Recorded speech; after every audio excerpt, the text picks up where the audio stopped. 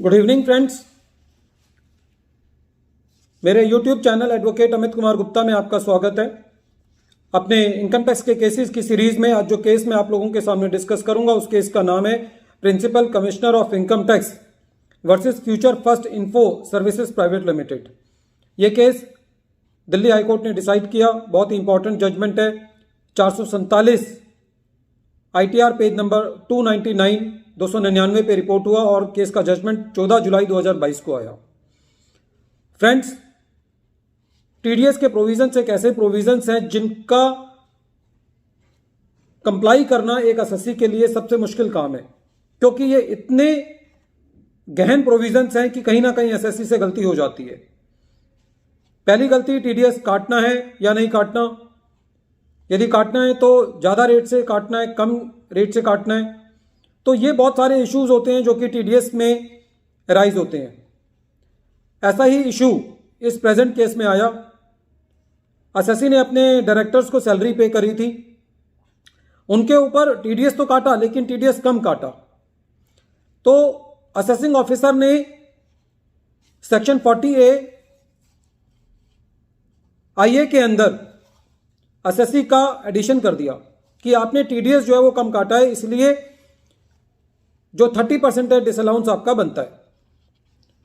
Assessing officer ने एक और चीज के ऊपर एडिशन किया section 40A subsection 2 clause B के अंदर, जिसके अंदर यह है कि यदि आपने अपने रिलेटिव्स को कोई एक्सेसिव पेमेंट्स की है तो वो डिसअलाउ होती हैं। लेकिन जब ये एडिशन किया तो असेसिंग ऑफिसर ने ये नहीं बताया कि मार्केट रेट उन सर्विसेज का कितना है। आपने ये रेट पे किया है, आपने ज़्यादा सैलरी पे की है, मार्केट के हिसाब से इतनी सैलरी पे की है, ये कोई भी ऐसा एविडेंस जो है वो रिकॉर्ड पर नहीं लाए थे। जब ये मैटर CIT अपील के पास गया और ITAT के पास गया तो उन्होंने एसएससी को रिलीफ दिया, इसलिए जो डिपार्टमेंट था वो हाईकोर्ट में था। हाईकोर्ट का कहना था इस मैटर पे कि सेक्शन 40A क्लॉज IA का प्रोविजंस तब लगता है जब एसएससी ने टीडीएस डिडक्ट ना किया हो। यहां पर एसएससी ने टीडीएस तो काटा है लेकिन टीडीएस कम रेट से काटा है, तो आप सेक्शन 40A क्लॉज IA को नहीं लगा सकते। आपको सेक्शन 201 में जाओ जहां पे ये कॉन्सिक्वेंसेस के बारे में बात करता है, जहां पे आपने टीडीएस नहीं काटा या कम काटा। फ्रेंड्स, हम ये देखते हैं कि डिपार्टमेंट, क्योंकि 30% डिसअलाउंस बहुत ज़्यादा होता है। सपोज करो कॉन्ट्रैक्चुअल सर्विसेज है, 100 रुपये पे 2% टीडीएस काट दिया और डिपार्टमेंट कह रहा है जी आपको 10% काटना था। जो इसका खर्चा है वो तो 100 रुपये है, तो बहुत सारा एडिशन, उस 100 रुपये का भी 30% एडिशन बहुत ज़्यादा बनता है। तो इसीलिए लिहाज से ये केस बहुत इंपॉर्टेंट है। इस केस के अंदर हाईकोर्ट ने ये कहा कि यदि एसएससी ने टीडीएस काटा है लेकिन रेट का यदि डिस्प्यूट है, आप ये कहते हैं कि एसएससी ने टीडीएस कम काटा है, तो आप सेक्शन 40A क्लॉज IA मत लगाइए। आप सेक्शन 201 के अंदर जो consequences of non deduction of TDS है वो आप उस पर लगाएं और एसएससी इन डिफॉल्ट कीजिए। लेकिन सेक्शन 40A क्लॉज IA का एडिशन आप नहीं कर सकते। और जहां तक excessive payment to the relatives की बात थी section 40A subsection 2 clause B के अंदर, तो उसके लिए हाईकोर्ट का यह कहना था कि आपने पिछले सालों और अगले सालों के अंदर कोई ऐसा एडिशन नहीं किया है। आपने तब ये नहीं कहा है कि ये डायरेक्टर्स को जो सैलरी दी गई है ये एक्सेसिव सैलरी दी गई है, तो आप एक एडॉक बेसिस पर 50% का जो है वो डिसअलाउंस नहीं कर सकते। आपको ऐसा यदि डिसअलाउंस करना है तो आपको पहले ये बताना है कि ये एक्सेसिव क्यों है।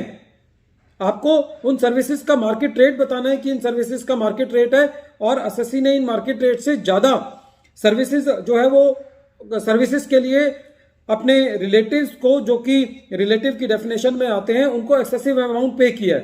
तो until and unless this exercise is done, you cannot make the arbitrary addition of 50% of the salary which is given to the directors as an ad hoc addition without bringing on record that market rate of the services is less and you have paid the more services। तो जब तक आप ये नहीं बताएंगे कि market rate services की कितनी थी, ये एग्जॉर्बिटेंट क्यों है, ये ज्यादा क्यों है, तो खाली आप उस बेसिस पर एक अनुमान के आधार पर आप एसएससी का एडिशन नहीं कर सकते।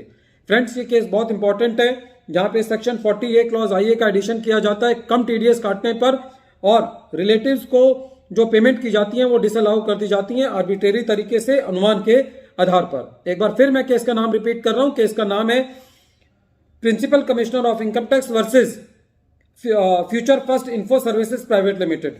Thank you friends.